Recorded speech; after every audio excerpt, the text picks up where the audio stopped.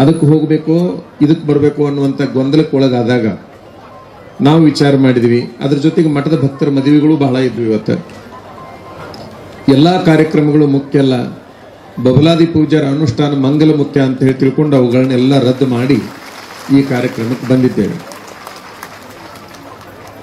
ಇವ್ರನ್ನ ಶಾಸಕರನ್ನ ಮಾಡಿರಲ್ಲ. ಯಾರಿಗೆ ಓಟ್ ಹಾಕಬೇಕಾಗಿತ್ತು ಅಂತಂದ್ರೆ ನಿಮಗೂ ವಯಸ್ಸು ಎಷ್ಟಾಗಿರ್ಬೇಕು? 18 ಆಗಿದ್ರೆ ಮಾತ್ರ ನಿಮಗೆ ಓಟ್ ಹಾಕಕ್ ಬರ್ತೈತಿ. ನೀವು ಯಾವುದಾದ್ರೂ ಗಾಡಿ 2 ಗಾಲಿದರ ಓಡಿಸ್ರಿ, 3 ಗಾಲಿದರ ಓಡಿಸ್ರಿ, 4 ಗಾಲಿದರ ಓಡಿಸ್ರಿ, 10 ಗಾಲಿದರ ಓಡಿಸ್ರಿ, ಅದಕ್ಕೆ ಲೈಸೆನ್ಸ್ ಕೊಡಬೇಕಾಗಿದ್ರ ಎಷ್ಟು ವಯಸ್ಸಾಗಿರ್ಬೇಕು? 18. ಡ್ರೈವಿಂಗ್ ಲೈಸೆನ್ಸ್ ಬೇಕಾಗಿತ್ತು ಅಂತಂದ್ರ 18.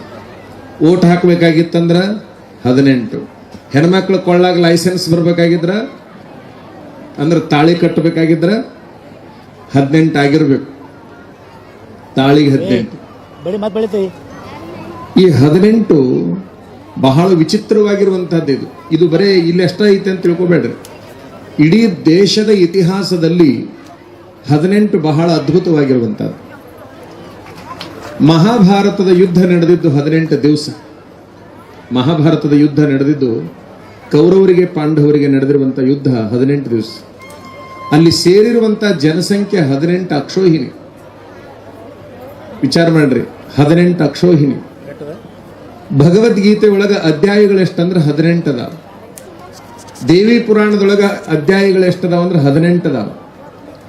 ಶಬರಿಮಲೆ ಸ್ವಾಮಿ ಅಯ್ಯಪ್ಪಗ ಹೋಗಿ ಮೆಟ್ಲ ಹತ್ತತಿರಲ್ಲ, ಅವು ಎಷ್ಟದಾವ?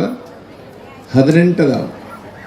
ಎಲ್ಲವೂ 18. ಈ ದೇಶದೊಳಗೆ ಬಹಳ ದೊಡ್ಡ ಇತಿಹಾಸವನ್ನ 18ರ ಅಂಕಿ ಬರೆದಿದೆ.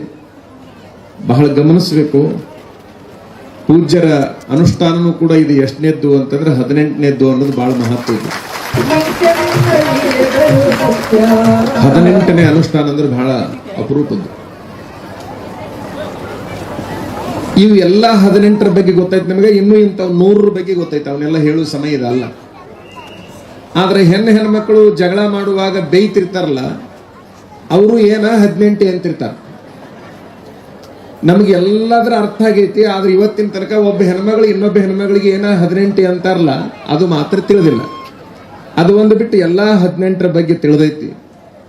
18ನೇ ಅನುಷ್ಠಾನ ಮಂಗಲ ಅಂದ ಕೂಡ್ಲೇನೆ ಯಾವುದೇ ಪರಿಸ್ಥಿತಿ ಒಳಗೆ ಎಲ್ಲದರೂ ರದ್ದಾದ್ರೂ ಪರವಾಗಿಲ್ಲ, ಅದನ್ನು ಮಾತ್ರ ನಾವು ರದ್ದು ಮಾಡಬಾರದು ಅಂತ ಹೇಳಿ ತಿಳ್ಕೊಂಡು ನಿನ್ನೆ ರಾತ್ರಿನೇ ಕಲಬುರಗಿಗೆ ಬಂದು ನಾವು ವಾಸ್ತವ್ಯವನ್ನು ಮಾಡಿ ಇಲ್ಲಿಗೆ ಬಂದಿದ್ದೇವೆ. ಅವ್ರ ಹೆಸರಿನೊಳಗ 3 ಅದಾವ. ಮೊದಲನೇದ್ದು ಗುರು, 2ನೇದ್ದು ಪಾದ, 3ನೇದ್ದು ಲಿಂಗ. ಗುರು, ಪಾದ, ಲಿಂಗ 3 ಅದಾವ. ಮುಂದೆ ಸ್ವಾಮಿಗಳು. ಗುರು ಅಂತಂದ್ರೆ ಏನು? ಗು ಅಂದ್ರೆ ಕತ್ತಲೆ, ರು ಅಂತಂದ್ರೆ ಬೆಳಕು. ಮೊದಲ 2 ಅಕ್ಷರಗಳ ಅರ್ಥ ಏನು?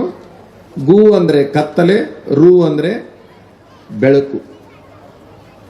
ಇಲ್ಲಿ ನಿಮ್ಮೊಳಗಿರತಕ್ಕಂತಹ ಮೊದಲನೇ ಅಕ್ಷರದ ಕತ್ತಲೆ ಏನೈತಲ್ಲ, ನಿಮ್ಮೊಳಗಿರ್ತಕ್ಕಂಥ ಗು ಅನ್ನುವಂತಹ ಕತ್ತಲೆ ಏನೈತಲ್ಲ, ಅದು ಎಲ್ಲಿ ಹೋಗುತ್ತಪ್ಪ ಅಂತಂದ್ರೆ ಈ ರು ಅನ್ನುವಂತಹ ಗುರುವಿನ ಹತ್ತಿರ ಬಂದಾಗ ಮಾತ್ರ ಅದೆಲ್ಲ ದೂರ ಆಗಿಬಿಡ್ತದೆ. ಇದು ಗುರು ಆಯ್ತು. ಪಾದ ಅಂತ ಒಂದು 2 ಅಕ್ಷರ ಅದಾವ. ಗುರು 2 ಅಕ್ಷರ, ಪಾದ 2 ಅಕ್ಷರ. ಯಾವುದಕ್ಕೆ ಪಾದ ಅಂತೀವಿ ನಾವು? ಈಗ ನಮ್ಮ ಜೇರಿಟಿಗೆ ಶಾಸ್ತ್ರಿಗಳು ಹೇಳಿದ್ರು, ಎಲ್ಲರಿಗೂ ಪಾದ ದರ್ಶನ ಆಗ್ತದೆ ಅಂತ ಹೇಳಿದ್ರು.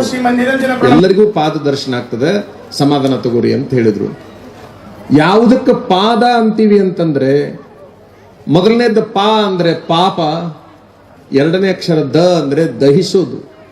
ಯಾರ ಪಾಪವನ್ನು ಯಾವ ಪಾದ ದಹಿಸುತ್ತಲ್ಲ ಅದಕ್ಕೆ ಪಾದ ಅಂತೀವಿ. ಅಂತಹ ಪಾದದ ದರ್ಶನಕ್ಕೆ ನೀವೆಲ್ಲ ಬಂದಿದ್ದೀರಿ.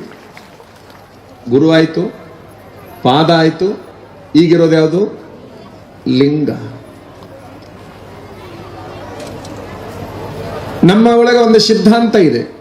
ಯಾವುದು ಅಂದ್ರೆ ಅಂಗವನ್ನ ಲಿಂಗವನ್ನಾಗಿ ಮಾಡಿಕೊಳ್ಳೋದು. ಈ ಅಂಗವನ್ನ ಲಿಂಗವನ್ನಾಗಿ ಮಾಡೋದು ಅಂತ ಒಂದು ಶಾಸ್ತ್ರ ಇದೆ. ನಿಮ್ಮ ಎಲ್ಲವೂ ಅಂಗ, ಆ ಎಲ್ಲ ಅಂಗಗಳನ್ನ ಲಿಂಗವನ್ನಾಗಿ ಮಾಡ್ಲಿಕ್ಕಾಗಿ ಅವರು ಲಿಂಗವನ್ನ ಕೈಯಾಗಿಟ್ಟುಕೊಂಡು ಬನ್ನಿ ಮಹಂಕಾಳಿ ಹತ್ತಿರ ಕೂತುಕೊಂಡು ಅಂಗವನ್ನ ಲಿಂಗ ಮಾಡಿಕೊಂಡು ಬಂದು ನಿಮ್ಮ ಎದುರಿಗೆ ಕುಂತಿದ್ದಾರೆ. ಇದು ಲಿಂಗ ಸ್ವರೂಪ. ಇದು ಲಿಂಗ ಸ್ವರೂಪ. ಅಂಗವನ್ನ ಲಿಂಗ ಮಾಡೋದು ಬಹಳ ಸುಲಭ ಐತಿ. ನಿಮಗೆಲ್ಲ ಗೊತ್ತು, ಕನ್ನಡದ ಅ ಐತೆಲ್ಲ, ಯಾರಿಗೆ ಓದು ಬರಹ ಬರ್ತೈತೆ ಅವ್ರಿಗೆ ಗೊತ್ತಾಕೈತಿ. ಕನ್ನಡದೊಳಗ ಹಿಂಗ ಅ ಐತೆಲ್ಲ, ಆ ಅದೊಳಗ ಹಿಂಗ ನಾವು ಮಾಡ್ತೀವಲ್ಲ, ಹಿಂಗ ಮಾಡಿ ಹಿಂಗ ಒಳಗೆ ಹಿಂಗೇನು ಎಳಿತೀವಿ ನೋಡ್ರಿ, ಆ ಬಡಿಗೆ ತೆಗೆದ್ಬಿಟ್ರೆ ಏನು ಕಂಡಂಗೆ ಕಾಣುತ್ತದು? ಅದೊಳಗೆ ಅಡ್ಡ ಬಡಿಗೆ ಐತಲ್ಲ, ಅದನ್ನ ತೆಗೆದ್ರೆ ಏನು ಕಂಡಂಗೆ ಕಾಣುತ್ತೆ? ಲೀ ಕಂಡಂಗೆ ಕಾಣುತ್ತೆ. ಅಂಗ ಅದ ಮುಂದಿನ ಪೂಜಿ ಮತ್ತು ಗ ಐತಲ್ಲ, ಅವನ್ನ ಹಂಗ ಇಟ್ಕೋರಿ. ಆ ಅದೊಳಗಿನ ಹಿಂಗ ಅಡ್ಡ ಬಡಿಗೆ ಐತಲ್ಲ, ಆ ಅಡ್ಡ ಬಡಿಗೆ ಯಾವ್ದಂದ್ರೆ ನಮ್ಮೊಳಗಿರ್ತಕ್ಕಂಥ ಅಹಂಕಾರ. ಆ ಅಹಂಕಾರ ಅನ್ನುವಂಥದ್ದು ಈ ದೇಹದೊಳಗಿಂದ ಹೊರಗು ಹೋಯ್ತು ಅಂತಂದ್ರೆ ಅಂಗ ಲಿಂಗ ಆಗಿಬಿಡ್ತೈತಿ ಅಂತಕ್ಕಂಥದ್ದನ್ನು ನೀವೆಲ್ಲ ಅರ್ಥ ಮಾಡ್ಕೊಳ್ಬೇಕು. ಈ ನಾಡಿನೊಳಗ ಆ ಅಹಂಕಾರದ ಅಡ್ಡ ಬಡಿಗೆಯನ್ನ ಕಿತ್ತೊಗೆದಿರ್ತಕ್ಕಂತಹ ಲಿಂಗ ಯಾರು ಅಂತಂದ್ರೆ ಗುರುಪಾದ ಲಿಂಗ ಮಹಾಸ್ವಾಮಿಗಳು ಅನ್ನೋದನ್ನ ನಿಮ್ಮೆಲ್ಲರ ಗಮನಕ್ಕೆ ನಾವು ತರಬೇಕಾಗಿದೆ. ನಿಮ್ಮ ಮೊಬೈಲ್ ಕರೆಕ್ಟ್ ಕೆಲಸ ಮಾಡ್ಬೇಕಂದ್ರೆ ದಿನ ಏನ್ ಮಾಡ್ಬೇಕು? ಅವ್ನು ನೀವು ಗೊತ್ತಲ್ಲ, ಚಾರ್ಜ್ ಮಾಡಬೇಕು. ನಿಮ್ಮ ಮೊಬೈಲ್ ಕೆಲಸ ಮಾಡ್ಬೇಕಾಗಿತ್ತಂದ್ರೆ ನೀವು ಕರೆಕ್ಟ್ ಆಗಿ ಅದನ್ನ ನೆನಪಿನಾಗ ಇಟ್ಕೊಂಡು ಚಾರ್ಜ್ ಮಾಡಲೇಬೇಕು.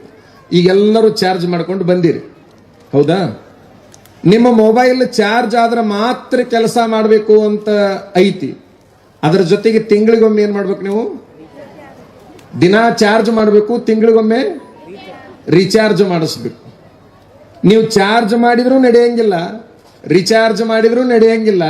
ಏನಿರ್ಬೇಕು ಆ ಮೊಬೈಲ್ ಕೆಲಸ ಮಾಡ್ಬೇಕಾದ್ರೆ?